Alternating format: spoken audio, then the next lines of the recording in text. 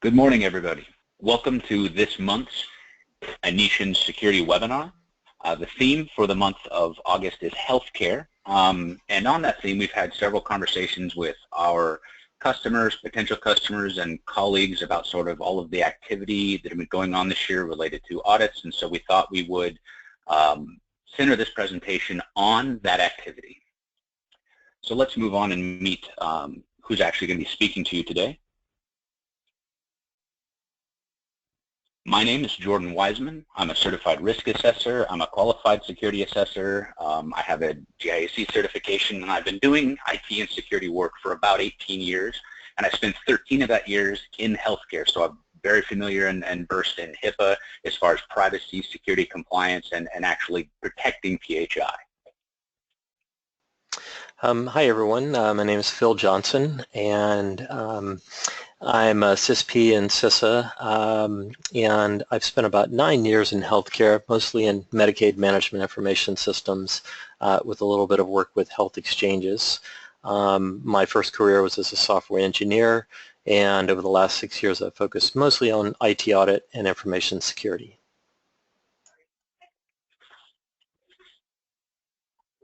So for those of you that may or may not be familiar with Anitian, we just give a quick, brief overview here. We're a pure consulting practice company. We have 4 major practice areas. We do a lot of risk work. Risk Now is our proprietary risk assessment and risk management protocol. We also do compliance and consulting work, helping people determine, what you need to be compliant, actually doing the audits and assessments, and helping devise, strategic approaches to achieving compliance, especially for compliance schemes that folks may not be aware of or be familiar with. We have a full security testing suite we do, which is your typical pen testing, vulnerability scanning, software code review, critical configuration reviews, and so on. And we also have a managed threat intelligence service where we can consume the information provided by your logging systems, your SIMs, your alerting systems, whatever they are, and distill it down to here is the meaningful, high-level, actionable intelligence. These are the things that you need to fix, or these are the things that you should be watching for in your environment. Of course, if you have any questions about this stuff, feel free to reach out to us after the fact. And in fact, that's a good time to mention too. If there's any questions throughout the webinar as things come up, if we mention something you want to know more about it, please use the question features within the interface there, and we'll see those, and we'll get to those probably at the end of the webinar. So let's move on and talk about what we're going to cover today specifically. So the intent of this webinar is to help you guys get a good understanding of the current HIPAA enforcement landscape. As I mentioned before, there's been a lot of activity this year. There's been a lot of stuff both in the press and in the official news release and PR websites from the various government agencies that oversee HIPAA, especially the Office of Civil Rights. We want to increase your awareness of HIPAA-related threats. So there's been some changes and evolution in the threat landscape to PHI this year that we want to talk about. And we want to talk about what we've been seeing in our practice as risk and compliance consultants. What are the things that it seems like are getting overlooked often as far as HIPAA compliance is concerned, and maybe there's things that you haven't considered were worth looking at or worth considering as far as HIPAA compliance, that sort of sprawl and creep, where's PHI getting that you may not be aware of, that kind of stuff. For this presentation, the outline is going to start with just an overview of the Office of Civil Rights Audit Program, so what their focus and their efforts have been doing this year and what all that activity I mentioned has been looking like. We're going to talk again, as I mentioned, about the evolving threat landscape. What are we seeing as the newer or the current bulk of the threats to PHI, and then we'll talk about those front lines. What are we seeing as we're actually going out there and working with folks? The assumptions that we're going to have is that you already have a basic understanding of HIPAA. I mean, when we advertised the webinar, we said it's HIPAA. I'm sure if you're here, you've at least heard the phrase before. We're not going to have an overview of HIPAA itself, what it is, what it does, and I mean beyond a basic sort of timeline. So we expect that you have an understanding of the privacy rule, the security rule, and the breach notification rule. If you are familiar with HIPAA, since we've added breach notification rule, you also recognize that means the changes to HIPAA that happened after HITECH was passed in 2013. We're also going to expect that you have an awareness of some of those recent public enforcement actions that I was talking about before, primarily because we're going to make reference to some of them. We're going to talk a little bit about them, but we're not going to give specifics on who necessarily the enforcement or the breach was against. You know, we're not here to point fingers. We just want to give examples of what's been going on and what has been the focus, both from an enforcement perspective, from maybe a bad actor perspective, and what the kinds of things you should be aware of and be focusing on.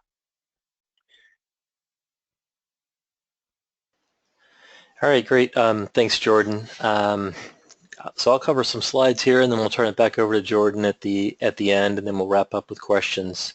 The first thing I wanted to walk through, not in a lot of detail, but just to kind of give some context to the discussion today, is the HIPAA timeline. There's obviously a lot more granularity in terms of, you know, when the final security or privacy rule was issued, those types of things. But this kind of gives you the 40,000-foot view, right? And you know, the HIPAA Act in 1996, HITECH, right, passed in 2009, had the breach notification rule.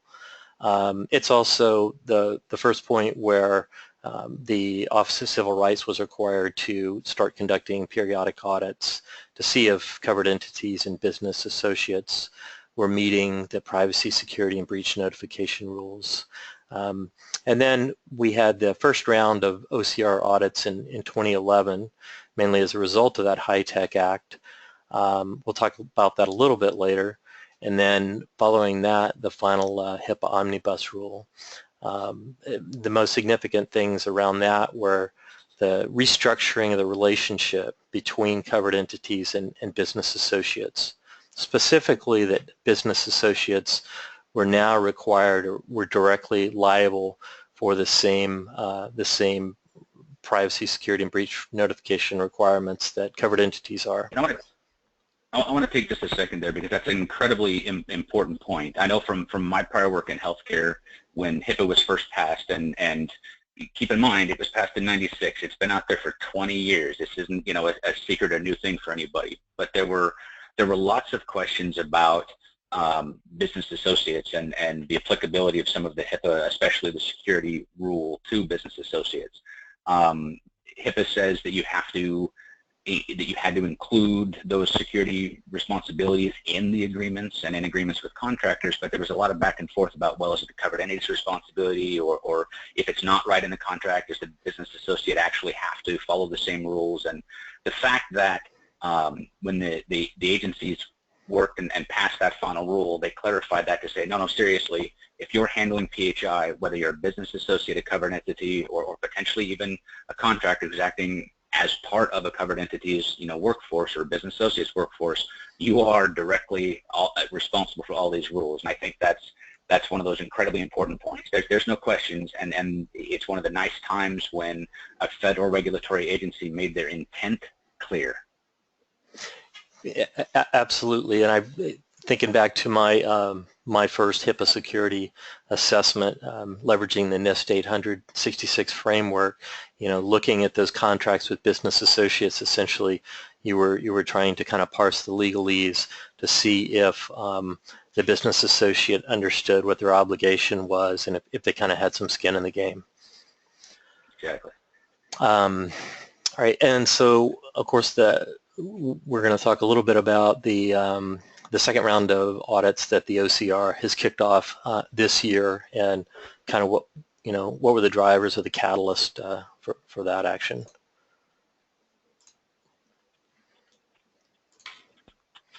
All right, so you know, one of the reasons we're having this webinar today is really because relative to the 2 decades, like Jordan mentioned, since HIPAA was passed, in the last couple of years, things have really accelerated and changed pretty quickly. And the 2016 audits are directly related to that. So as far as the audits that the OCR has kicked off this year, there's a couple of reasons, right? One has to do with the findings from the phase 1 audits that were conducted in 2011, right? I mean, the goal of the phase 1 audits were to look at the mechanisms that people had in place, were trying to use to comply with HIPAA and to develop best practices from that, right? I mean, before that, OCR typically was in a reactive mode. There weren't, they just reacted to complaints. There wasn't a lot of proactive auditing or going out into the field to see if people were in compliance with the various parts of HIPAA. The second one there is just the increased publicity around high-profile breaches. You've seen a lot of them in the news in terms of class action lawsuits, in addition to HIPAA settlements, that type of thing. And probably most.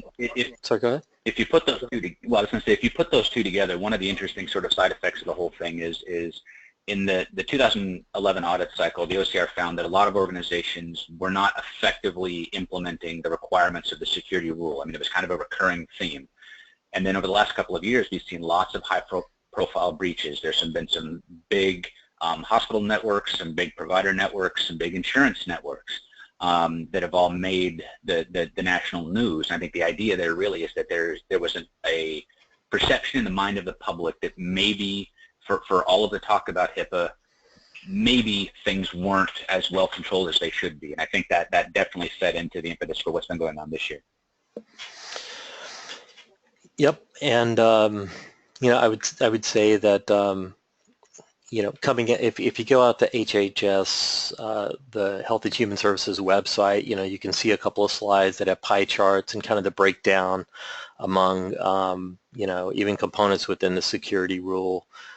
Right, between the technical, administrative, physical safeguards and how those laid out, but certainly they're administrative and technical were the highest hitters there.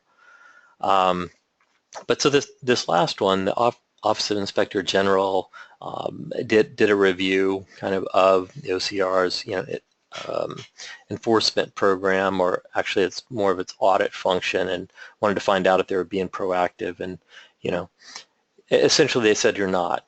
There's not a permanent audit program that happens on a recurring cycle.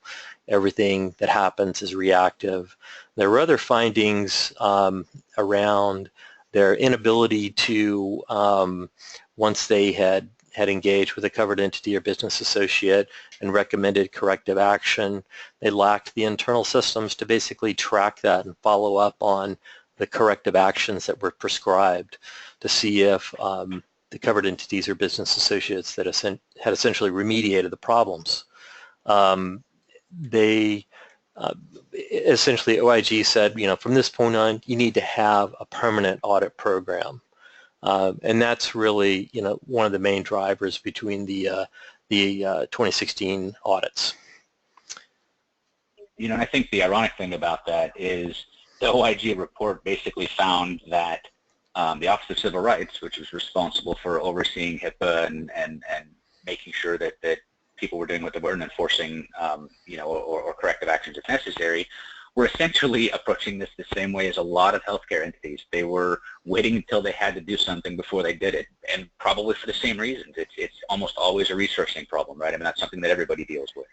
And, while it's ironic that they were in the same position as everybody else, I think it's telling that like a lot of healthcare organizations these days, as a result of OCR actually becoming more active and aggressive with the audits, it sounds like, or it seems like, everybody's getting to the point where they're trying to pull their act together, and we're trying to make sure that we can avoid any more of those big public breaches, especially after, the last 2 years. It seems like it's been a recurring theme, right? And not just in healthcare. Definitely, and kind of to that point, in terms of OCR kind of getting their act together and tracking these things and being more proactive, some of the findings were related to the ability to track cases, to search for covered entities, and to follow up on this. I kind of alluded to that, but I guess the takeaway I would say for anyone out on the webinar today is to make sure any interaction you have with the OCR is well documented, specifically if there is a remediation or corrective action plan that is put forth, to document everything that's done and all interaction with the agency.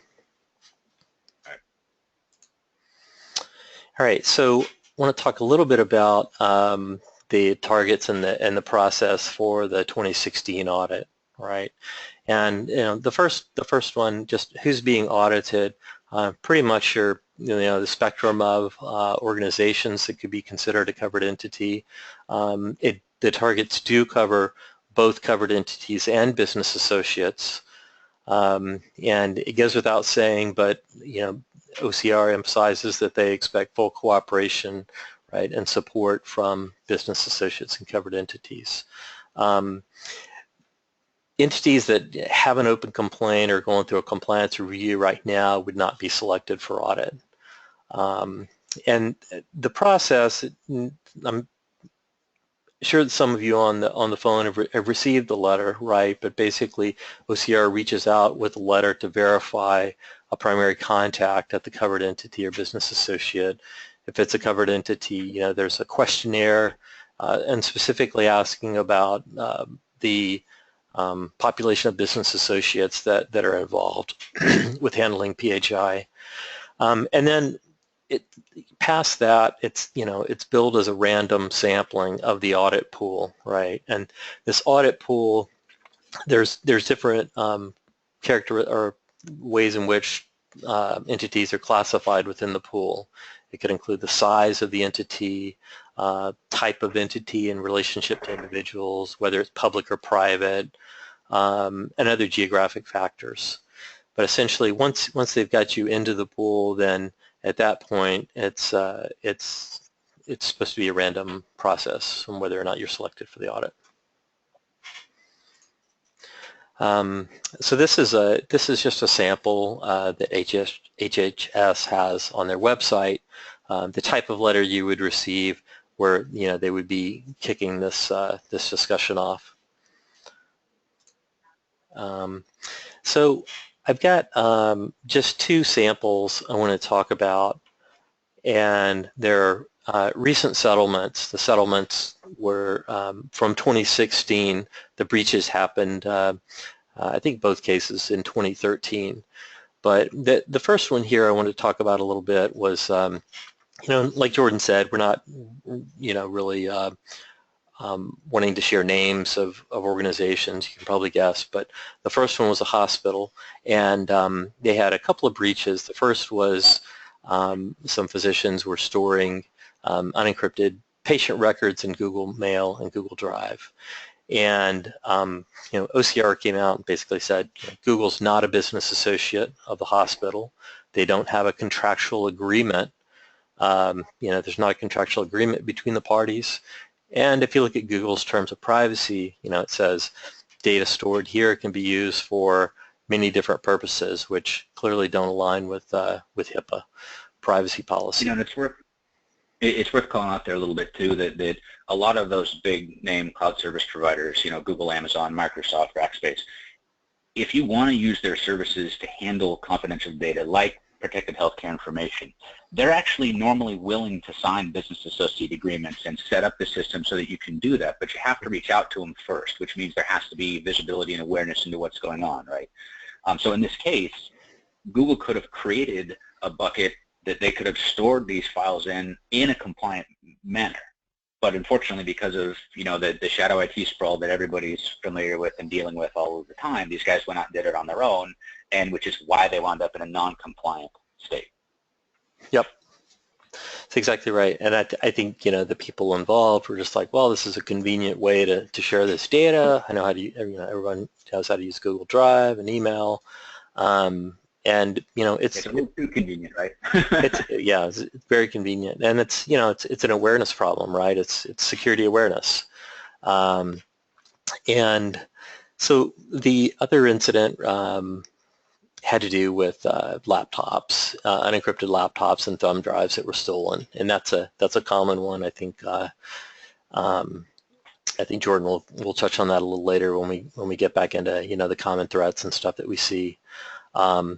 But so some of the things that OCR cited in this action were risk assessments, and that's a common theme in a lot of these. It's for some organizations that's just kind of a check the box exercise, right? But I think where you can really get value is realizing that the risk assessment is not just a check-the-box requirement for compliance with whatever framework you're dealing with, right? But you can get a lot of value out of that if it's done to include the right people from the business and from IT as well. Well, and go ahead. from a HIPAA perspective, well, I was going to say from a HIPAA perspective, it's worth noting that HIPAA requires that you assess the risk to PHI and remediate identified risks, and remediation means that you're following up, and so essentially it's a continual risk management process. But it also requires that you perform a risk assessment for changes to the environment, right? So if there's going to be new systems coming on, if there's going to be, if you guys are going to locate PHI somewhere like a cloud service, for example, to enable collaboration and consulting practice between physicians, which is a very valid use case, an incredibly valuable use case, it still has to be subject to risk assessment and the proper control scheme, right? And I think getting to that other point there that Phil's got in the slide, the settlement underscores the importance of leadership engagement. Compliance, especially regulatory compliance, this isn't something that IT and the tech guys can do by themselves. It requires oversight and sponsorship from leadership. And it's the only way that you're going to be able to not only enforce the rules, but really it has to do with that cultural aspect of it, right? Getting everybody on the same page and looking at this stuff the same way. Exactly. And in this case, one thing that was called out was that the hospital in their risk assessments, even though they had done them through the years, they didn't find all the EPHI in the enterprise systems, right? And risk and vulnerabilities that were identified were not remediated in a timely fashion. So it's really important to encompass enough of the business and systems to understand where all that PHI lives. And like Jordan said, that's really just a snapshot in time. And if your policies or procedures aren't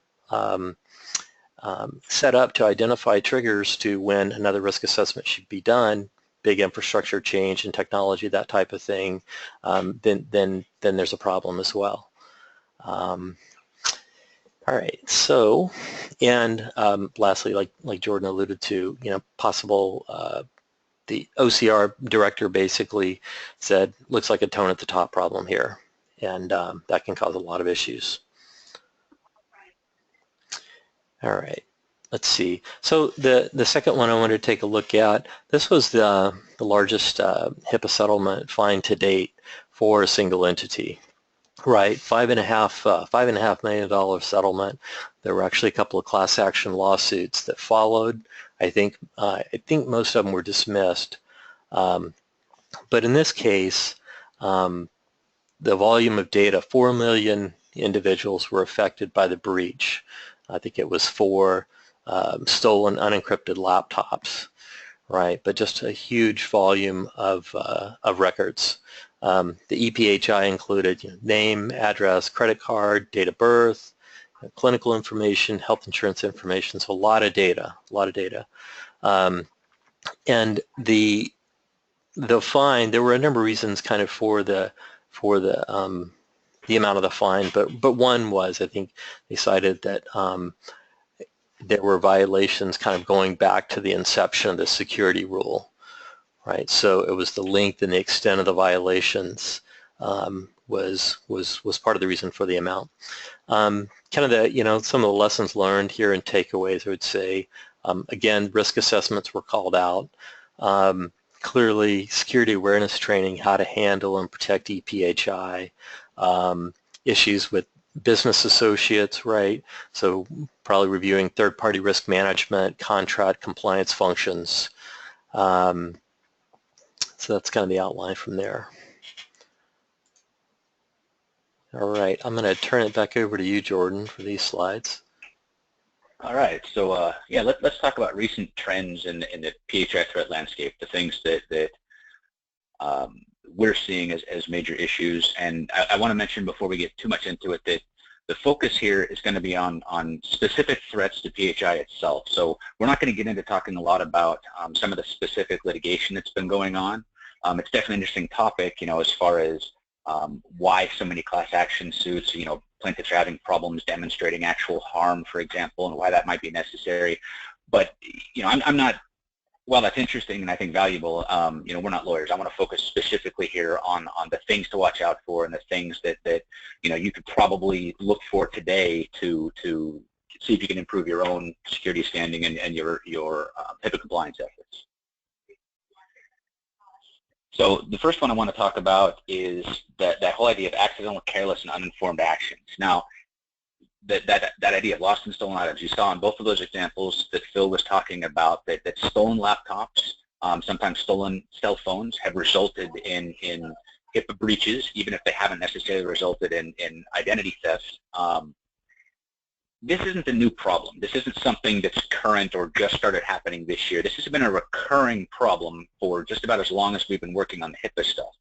But it still continues to be the single largest source of HIPAA breaches is from stolen stuff. You'll notice I also listed backpacks and bags there. There have been a couple of cases just recently, this year in fact, where a clinician or in fact I think they were techs for like respiratory therapy, for example, where they had taken patient records home to do reviews, getting ready for their caseload the next day, right? Well, someone stole their backpack out of the car that contained those hard copy records, and that resulted in a HIPAA breach because they weren't adequately secured and managed. And so that's one of those things to keep an eye on. A lot of the focus is on technical controls around security and privacy, but those physical and organizational controls matter too. How people are handling the data, what they're doing with the data that they generate, that they're taking home. Is it even acceptable under corporate or organizational policy to take that stuff off campus? Is that something the policy addresses? These are definitely considerations to think about. But again, like I said, this isn't new, but stolen laptops, stolen cell phones, unencrypted ones specifically, are still continue to be the single most common incidence of breaches of protected healthcare information.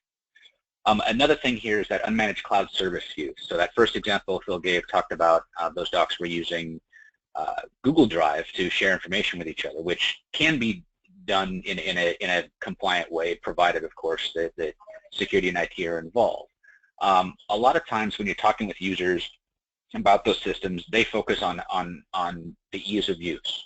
This is going to help us do a better job caring for patients. This is going to help me do a better job managing the mountain of paperwork that clinicians are responsible for. And they read stuff from the website or get told things from the sales folks or marketing that it's okay. We encrypt our stuff with AES 256, whether or not they recognize what that is or what it means. They've heard the phrase before. They think it's great. Well, what they often overlook and aren't told and may not necessarily even realize is, as you guys probably all know, securing the data at rest or in transit, if they're going to use TLS or whatever, is only half the battle. HIPAA also requires that you can tell who's been accessing it, when, which records, and which people, right? Which a lot of these services don't necessarily provide easy way of tracking that, or a built-in way of tracking it. Google Drive actually can tell you who has shared access to a given folder or file and when those folks have been accessing it, assuming that the actual person on the end of the computer is the person signed into Google, right? I don't know if any of you have recognized this, but if you sign into Gmail on a machine, I mean, how many times do you have to retap your password, right? It keeps you logged in for a while, so there's a potential avenue of access that's either misattributed to an individual or difficult to trace. Another recurring theme that has been happening for, I would say, probably the last few years since cloud services have become more and more sought after and used by users, is this idea that they can be implemented without IT's help. So there's a lot of times in healthcare organizations, and not just healthcare, but I think it happens more probably in healthcare than other industries that I work in. There's kind of a contentious relationship between IT and the other folks. IT doesn't always seem to be able to adapt fast enough to keep up with things. It's expensive, it's complicated, there's lots of moving pieces and hundreds of projects going on at once, even though the department's probably shrinking. And so a lot of companies are getting headway by advertising that their solutions, that they'll support it, they'll implement it, they'll work with users, you don't need to involve IT at all.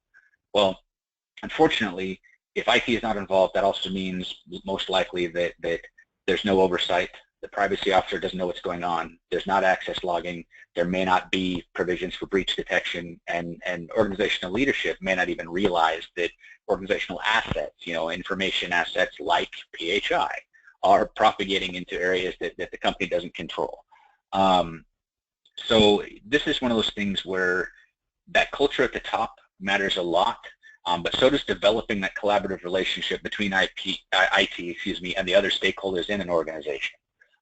Neither side can really do this correctly, compliantly, and effectively by themselves. So it's one of those areas where the soft skills and the business and relationships matter in order to achieve proper security and compliance, probably more than the technical controls you can throw at it. Yeah, I can't probably stress that point enough. Let's go on to the next. There we go. So the next insider, or the threat I want to talk about has been insider threats.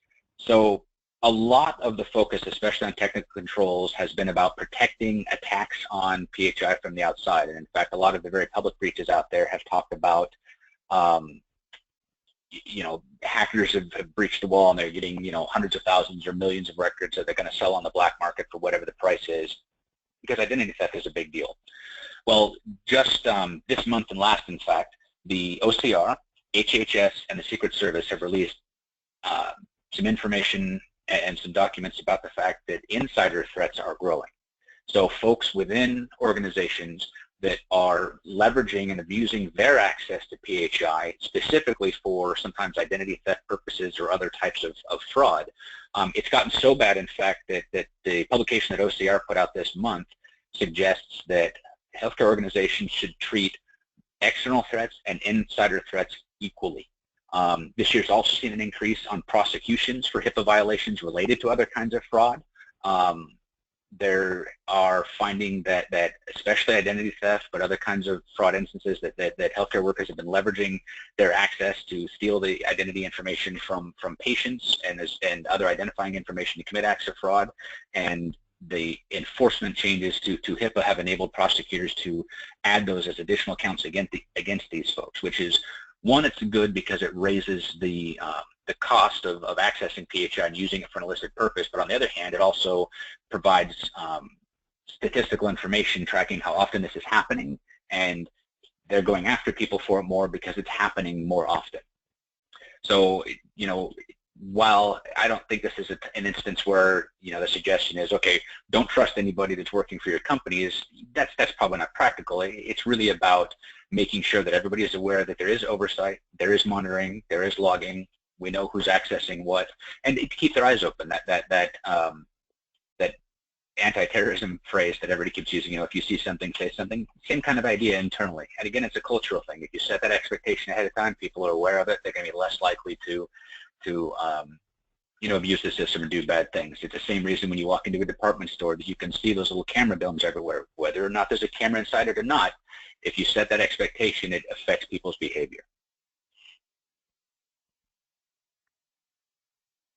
And so the last one, this has been a big, very public problem over the last couple of well, certainly this year and a little bit from 2015, and I would say this is a very recent problem specific to healthcare, is the idea that ransomware is being used by bad actors to specifically target and attempt to hold hostage and extort money from healthcare organizations.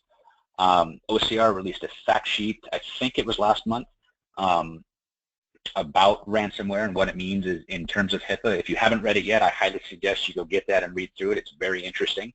So the key points from the paper worth talking about to everybody is that a ransomware attack is quite obviously a security incident. It affects the availability, the operation, and access to, you know, information systems you control, right? One of the interesting things that OCR put in that fact sheet is the idea that a successful ransomware attack might, in fact, constitute a HIPAA breach.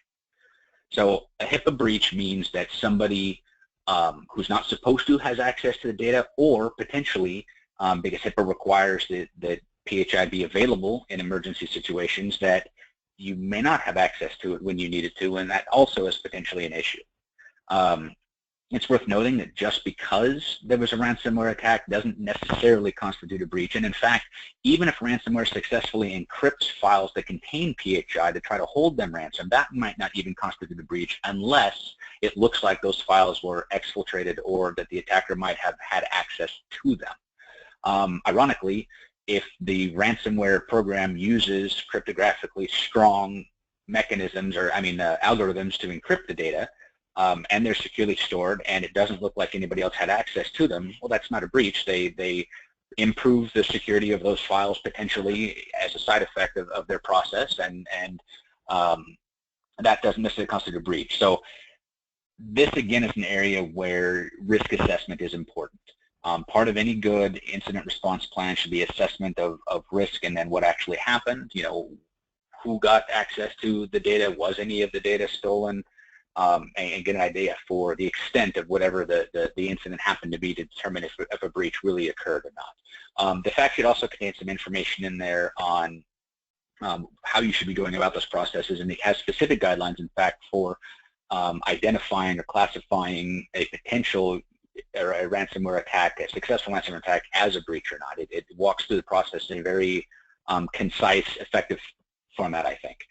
It also stresses the fact that HIPAA-mandated security controls can help both prevent ransomware attacks and help organizations recover from ransomware attacks.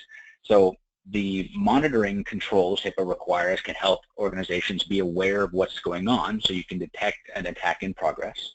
The security awareness is probably one of the most important requirements that HIPAA has as far as preventing a ransomware breach. Just like phishing attack, prevention efforts, getting users aware of what's going on, what to look for, when they should raise the flag when they see something that doesn't look right, is probably the most effective way to prevent phishing attacks. It's probably also the most effective way to prevent ransomware attacks, and it's also a HIPAA requirement.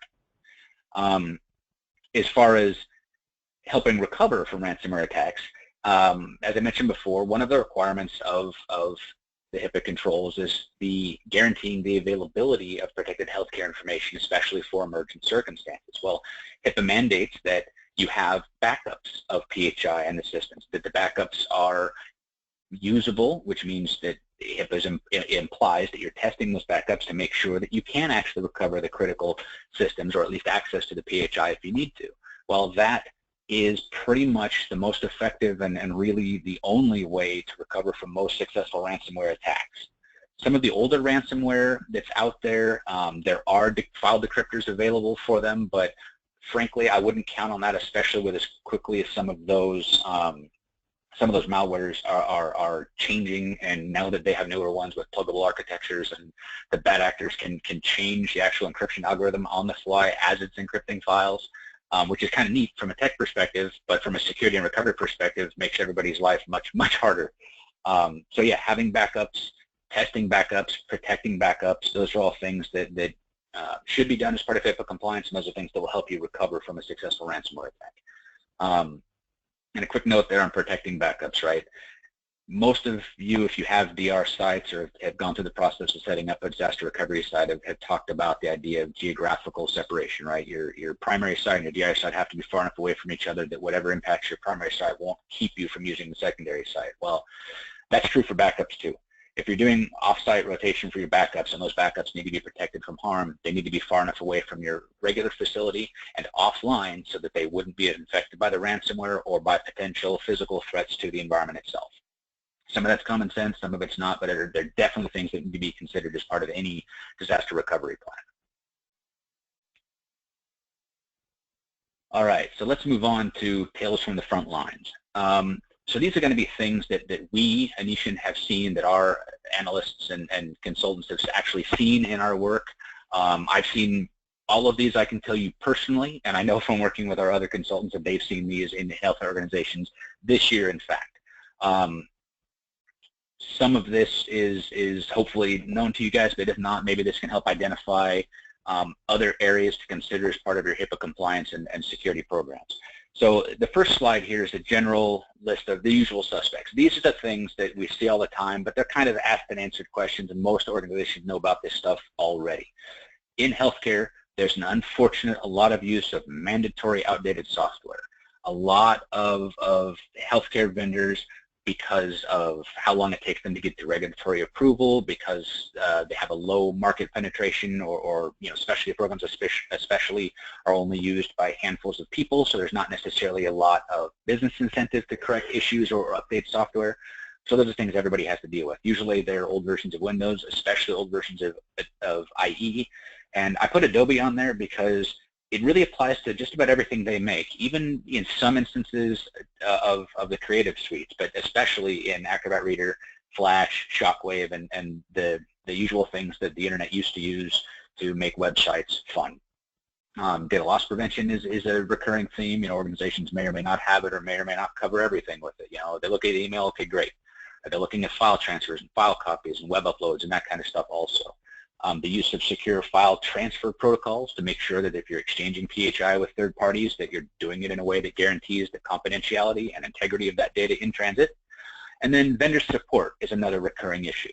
A lot of healthcare organizations have relationships with probably 10 times the number of vendors and third parties that other businesses have, and you have to maintain that access. Some vendors demand 24/7 always-on access into environments.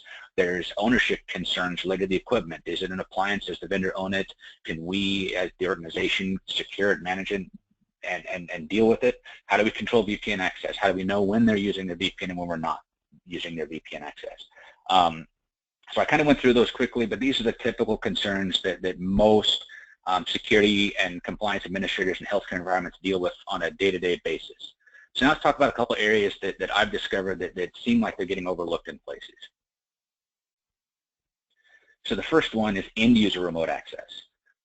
There's a need, very valuable, valid business cases, kind of like we talked about before, where people need access to the electronic health records, specialty care systems, or just organizational information for lots of different reasons. One, emergent or after-hours access. Clinicians need to be able to help patients when the facility might be closed or reduced manpower, especially true in hospitals and resident care facilities. You can't really prevent them from getting that access, and it's not always practical to require they come into the office, right?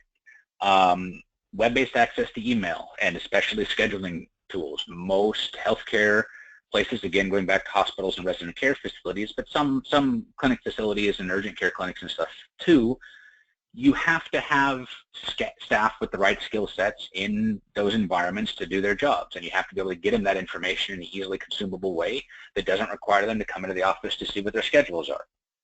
And finally, a lot of users are taking advantage or appreciate getting access to their own desktops. From a technical perspective, it helps you limit what information is going out of the organization by giving people access to their desktop. From a user's perspective, it gives them access to all of their tools and all of their stuff where they would use it every day, and so it seems like a great solution. And it can be a great solution. Where I've seen issues with a lot of this stuff is gaps in specific security controls that can help make these things easier to use in a secure manner. The first one is multi-factor authentication. A lot of healthcare organizations, especially larger ones, are starting to solve this problem, which is great to see. Some of the smaller organizations may not necessarily, because they think it may cost too much, even though most of the solutions like Duo and Microsoft MFA and there's others out there are a couple of bucks per user. It's important to recognize that if the only thing securing remote access to your environment on potentially a publicly posted connection, right, like a link to an employee access page or something, is that employee's username and password, that's not enough. Usernames are almost always easily guessable because they're probably standard for most organizations, and as we all know, most users don't pick the best passwords. There are password requirements, complexity requirements, which means they're hard for users to remember and write down, and we can get into a long discussion about the effectiveness in passwords and what's the best way to do that. But really, if somebody has the ability to guess a username or fish a password out of somebody, and then they have whole access to your systems as that user does, and they can do it from anywhere in the world, that's a problem. Two-factor authentication is an obvious way of helping to try to reduce that risk somewhat. Another gap I see a lot is organizations failing to monitor successful logins. Most systems out of the box will let you know when there's been invalid logons. Accounts can get locked out after so many invalid logons, and that's great. But if you're not tracking successful logons, you're losing key information that can help you investigate an incident. If your systems are preventing somebody from logging in, you know, if somebody hasn't guessed a password yet, it's going to lock their account or whatever, then they've already stopped part of the problem for you, and you can be aware of whose accounts are being attacked. But if you're not tracking successful logons, you don't know when the bad guy actually got someone's credentials and has been in your system doing stuff. Having that information, logging that information, having it available is amazingly important to proper incident response processes, and especially gathering of evidence and tracking down what the actual extent of any breach or compromise was.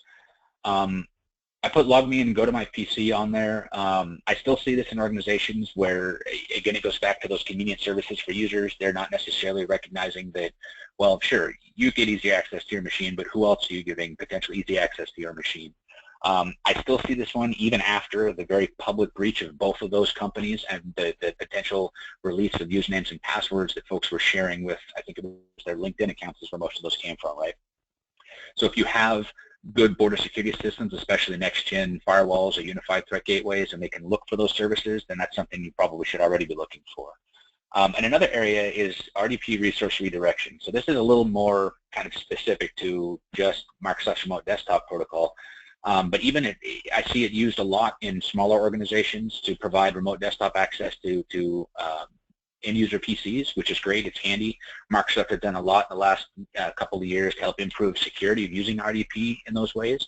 But by default, resource redirection is still enabled, which means users can cut and paste files, information, and potentially print remotely. Larger organizations, again, probably have handles on this. They're using alternate remote access methodologies than just straight RDP, but for some of the smaller places, those policies are worth looking at and making sure that they're configured in a way that allows you to control and monitor the use and access to PHI. So the next one, personal cell phone use. So we talked before about how stolen laptops and cell phones are still one of the most common incidents and methods of unlawful disclosure for PHI. People inadvertently store files on their phones or an email and forget that they're there, don't recognize that they're there, then their phone gets stolen. I've seen PHI in emails. I've seen some organizations use text messages, even though they try to limit it to just specific pieces of information, like just a medical record number, or just an account number, or vague references that may or may not constitute, PHI depending on context. They're really quick and handy mechanisms for communication, but using them over public cell networks instead of internal messaging programs means that information is leaving the border, right? Attachments to email, specifically reports and also wound care images, which gets the pictures that I mentioned next. Some organizations use their cell phones to take wound pictures. They may have ones, special apps for that, or maybe built into the, or they may use devices provided by the facility, but they're still using them in that way. And you guys have probably seen this too. If the facility provides a cell phone or a wireless phone or a portable camera or something like that for doing that stuff with, they're going to leave campus. Someone's going to put them in a bag, put them in a pocket, or those big deep pockets that are on lab coats and in some scrubs that they won't even realize the device is there until they get home, right? And then it's too late because it's left campus. Most healthcare providers that I've worked with require passcodes to unlock portable devices. It's usually part of a bring your own device, management program, right? Which is awesome. It's great that everybody's gotten to the point where they're requiring that kind of stuff. That being said, they're not always requiring device encryption, which is a huge oversight because it's those unencrypted devices that results in the actual breach of the information, right? iPhones will encrypt automatically once you set the PIN, so that requirement's great there. Some Android phones will honor the storage encryption checkbox as far as the mobile device management policy from Exchange. Not all of them will, and some devices may claim to when they really don't. Ironically, iPhones do that. If you configure Exchange to require removable storage encryption, like SD cards and flash cards that may or may not be in someone's cell phone, iPhones don't actually support those, but they tell Exchange that they do and that they'll encrypt them anyway. And a lot of Android devices also will report back to Exchange and say, oh yeah, we encrypted the storage, whether they really did or not, or whether they even support it or not. So this is one of the reasons why you guys have probably seen a lot of your security consulting forums, and maybe your security folks recommending and asking for mobile device management solutions. It's a common recurring suggestion, and this is the primary reason there. It's because the built-in functionality on the device and how well they integrate with Exchange or with whatever groupware platform you're using, although I don't think I've seen anybody use anything other than Exchange in a while now, although Amazon's is growing. That's why MDMs are important. They help close that visibility gap. Is the device really encrypted? Is the device really doing what you expect it to do? Is our organizational information on the device adequately protected the way that it's supposed to be? So while the recommendation comes up a lot, that MDM thing, that's really why it's important. I want to make sure that that's clear to everybody, because it's the only effective way to unfortunately solve that problem right now. And then the final thing from the front line, and this is something that I see, I have yet to work with a single healthcare organization in the 13 years I've been doing that and several years that I've been doing consulting that hasn't run into this problem. This is something that Phil mentioned earlier about not necessarily understanding or knowing where all your PHI lives. Does your organization have reporting and custom databases storing PHI? Ops folks love to have their own databases for reporting. Clinical operations, business operations, financial operations, and it's great. They have folks that understand the data that they need, the way that they need to see it. They may have statistical trained folks, they may have reporting trained folks, or business intelligence folks, or even if they have the money, a data scientist or four. And that's all great. But it doesn't potentially mean that PHI is expanding into systems that IT, security, compliance, and privacy may or may not be aware of. So get a handle on how many actual copies of live data you have out there and where they're going. How are those systems being accessed? I've seen a lot of custom databases that are just separate, SQL instances, or even Access databases set up that, oh, well, it's just an export from last month's data. Well, what about the month before that? It's like, well, yeah, we do it every month. Okay, great. How many Access databases do we have out there going back how many months full of potentially, confidential data that we didn't know we needed to control? And who's accessing them? Do those systems support the ability to report on and account for disclosures and accesses to the PHI, right? And in the case of Access databases, do they live on someone's local machine? If you're using offline files with a Windows file share, or if you're using a cloud-based replication system like Google Drive or OneDrive, even if Microsoft and Google have signed BAs with you, does that mean that copies of those databases now live on someone's laptop that they're taking home every night? Is that laptop encrypted? Is the database encrypted? I mean, these are valuable questions worth asking. I can say, like I mentioned earlier, in every healthcare organization I've worked with, I've run across at least one relatively large database that was either unknown or, had quote unquote yet to be secured. It's definitely something to look out for. That applies to file shares too. Whether using offline files or not. Do you guys have business processes that are exporting PHI from your primary, electronic health record systems, or business reporting systems, or practice management systems, or any of that? And if it is exporting the data, which is great, where's it going? Who's got access to it? Can you keep track of that? If you're storing that data in your file shares or replicating it to local machines, is auditing set up? And I don't just mean on the systems that the data came from. I mean on those file shares that are storing your data. Do you have system access control lists on Windows boxes configured to actually generate audits for accesses to files? Successful reads and successful copies, or potentially successful deletes. Do you have audit set up on your Linux and Unix systems? Is it tracking access to files that you guys care about? If it's on a Linux box, is SC Linux at the very least in permissive mode? One of the great things about SC Linux that can be overlooked is that even if it's on the box and it's in permissive mode, if you've got file system labels configured and the files that are on there are actually identified with their security context, or even if they're not, accesses to the files will be logged, even if the system's not blocking anything. So it provides an audit log.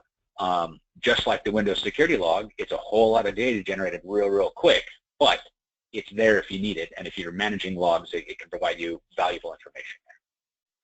So I think in my experience over the last year and my conversations with our other analysts, those are the three probably biggest gaps that we've seen in the healthcare organizations we've been working with, you know, effectively managing these remote access, effectively managing personal cell phone, and that applies to really tablets too, and gaps in access logging.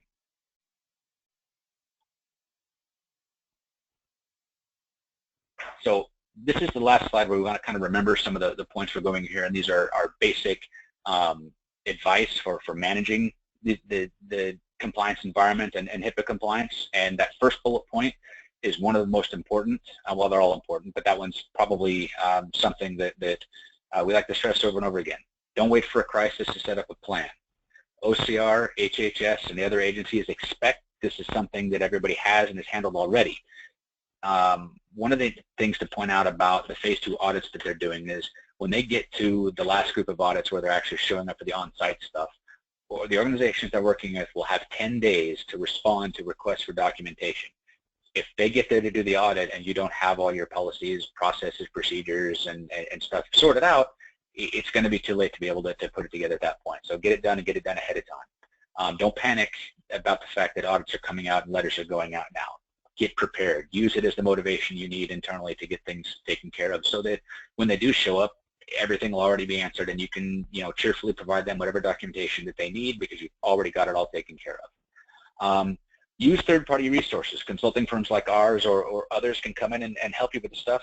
We have an objective point of view. You know, we'll be honest with you. We'll tell you what it is you need to do, where we see the gaps, and where we can, you know, help you shore stuff up or just let you know what you need to do.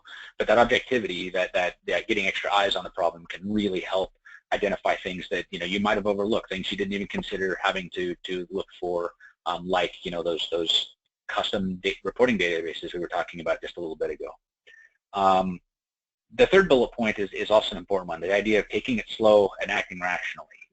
Develop a plan for this kind of stuff. Develop a compliance program, even if it's not super formal, but you don't want to try to play whack-a-mole with potential issues as they come up because you'll wind up not being able to take care of the big deal issues until they're, because they'll keep getting dropped to the bottom of the priority list, right? Risk assessments are a key part of HIPAA. In both of the examples that Phil talked about above, the lack of proactive risk assessments was a specific finding the OCR made when they actually did the audits. The need for them was part of the corrective action plan in both of those cases, and it's become a recurring theme also. Organizations are not necessarily performing risk assessments often enough, complete enough, or they're not following up on them to make sure that identified risks are being remediated. So I would say not just risk assessments, but risk management is an incredibly important aspect of effective HIPAA compliance. So I have a question here. Does OCR give hospitals a break for mandatory outdated software? I would say OCR doesn't necessarily care that it's outdated or not. HIPAA doesn't require, like PCI does, for example, that you're applying patches every 30 days, but it requires that you're managing risks. So if the system has to be outdated, are you putting other controls in place, and can you demonstrate that you're taking reasonable steps to secure the data that those systems handle and deal with, right? That's what's going to matter there. Is it included as part of your risk assessment, your risk management program, and can you demonstrate that the risks to the protected healthcare information that system stores, processes, transmits, or otherwise handles is adequately protected? That's what's really going to matter. And so the last bullet point, this is something in my healthcare practice and when I'm working with customers that I stress all the time. Some of you may have even heard me say this before. Most healthcare companies, especially primary care, specialty care, hospital systems, and insurance companies, employees, whether it's clinicians or non-clinical staff, are almost always also patients. That means that the PHI that you protect, the PHI that they protect, is their data, not just Facebook's customers they haven't known. And driving that point home is a very effective way of helping to raise that awareness and start changing perspectives on how people approach security and privacy within the organization.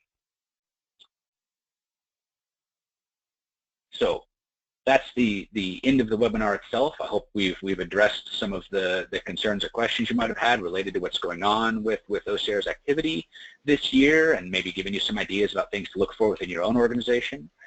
We've got well, 60 seconds, but we have plenty of extra time for that if there are any questions that people want. And you can always reach out to us offline. You can shoot us emails there at info@anitian.com or use the chat feature here in the webinar to ask us any questions, or go on to the last slide there, would you?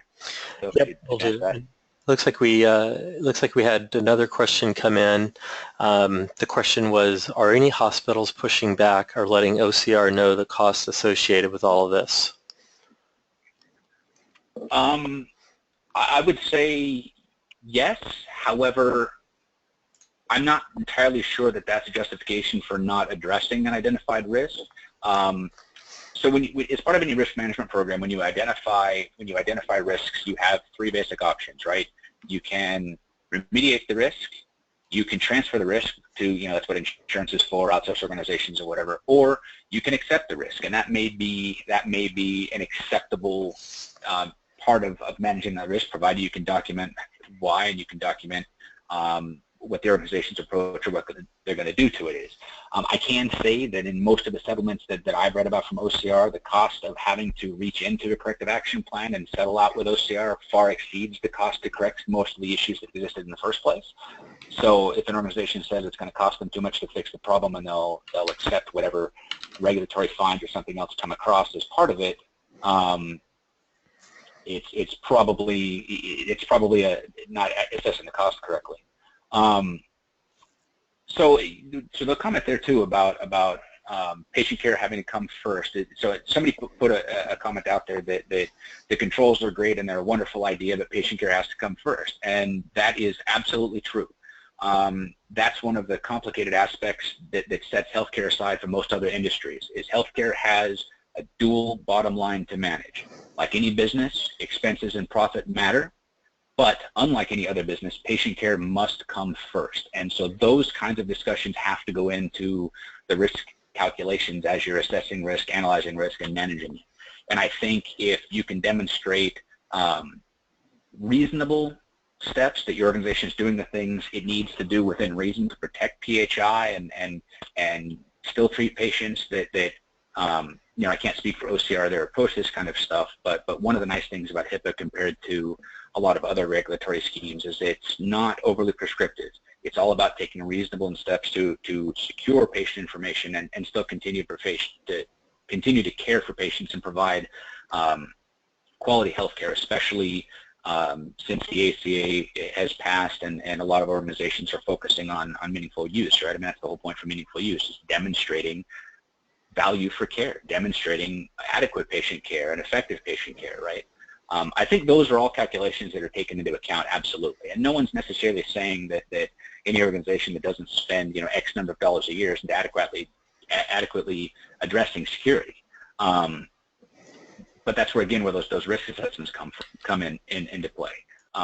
Is a certain, new software or process or method of doing something not worth the risk of doing it? Are there alternatives that can accomplish the same thing without the same level of risk to PHI or the business? That really goes back to why that risk assessment process is so important. Are there any other questions? Great, thanks. Okay. So, it looks like we don't have any questions in the chat there. Sorry. Go ahead, Phil. Yep, I think that about wraps it up. Unless there's any other questions, if someone wants to pop another question in there, we'd be happy to take it. If not, you guys can always reach out to us directly too. Phil and my email address is right there, or you can email info@anitian.com. We're available, anytime to talk to you guys about this kind of stuff, and we'd appreciate it. Great. Well, thanks so much for joining us today, and have a great rest of your day.